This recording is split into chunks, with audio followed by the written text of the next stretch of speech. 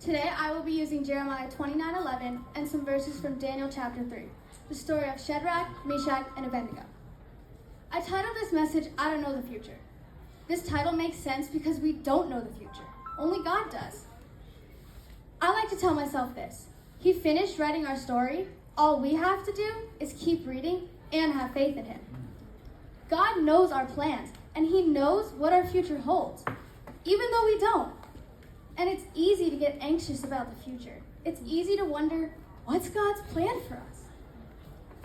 The verse Jeremiah 29:11 states, "For I know the plans I have for you, declares the Lord.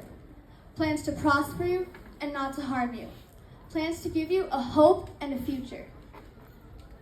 Jeremiah 29:11 reminds us that God has a good plan, even if we don't see it yet. The Lord has declared that He knows the future. And when He declares something, you definitely know He means it. The Lord has plans to prosper us. I have loved music my whole life. I play instruments and I sing. When I practice long and hard, I get rewarded with my music sounding just the way it's supposed to. I have prospered because of my hard work and because I know God has provided me with a heart that loves music and a mind that can understand how to play and sing. It's not easy, and sometimes I make mistakes. But I know God's plan is for me to prosper. I just have to be willing to do the work and trust in Him. In the book of Daniel chapter 3, Daniel talks about Meshach, Shadrach, and Abednego.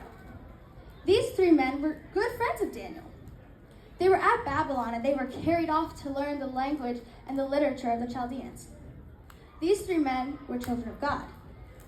King Nebuchadnezzar said to everyone in the kingdom, "All must worship me or the golden image." The king saw three men that did nothing but stand there. And according to Daniel 3:13, then Nebuchadnezzar, in his rage and fury, commanded to bring Shadrach, Meshach, and Abednego.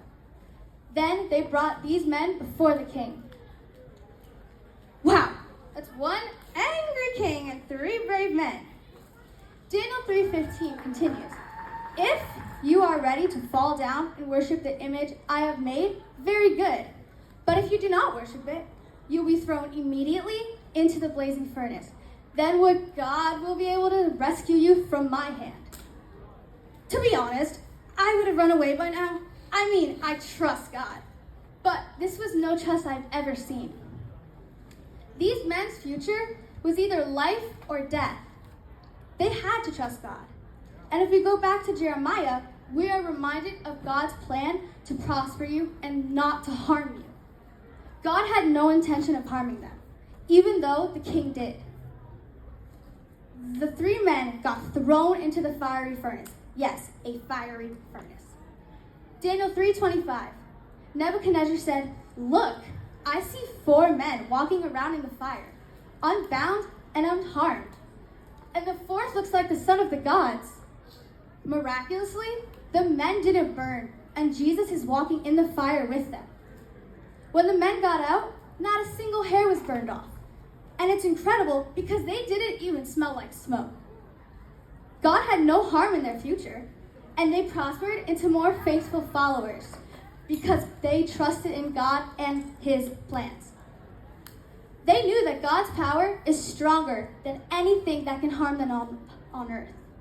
God's plans are bigger and better. God is stronger than hurtful words or harmful actions. I'm 13 years old, and like lots of teens, we struggle with things that can be harmful. We could have depression, anxiety, broken homes, illness, and many other things. Some teens struggle in countries with being persecuted just because they're Christian. We can picture our lives like the fiery furnace, so many things that can harm us. But we can still remember God wants us to prosper. He has prospered you to what you are today. God knows your future. He knows the plans He has for you. Will you remember to trust Him? Thank you.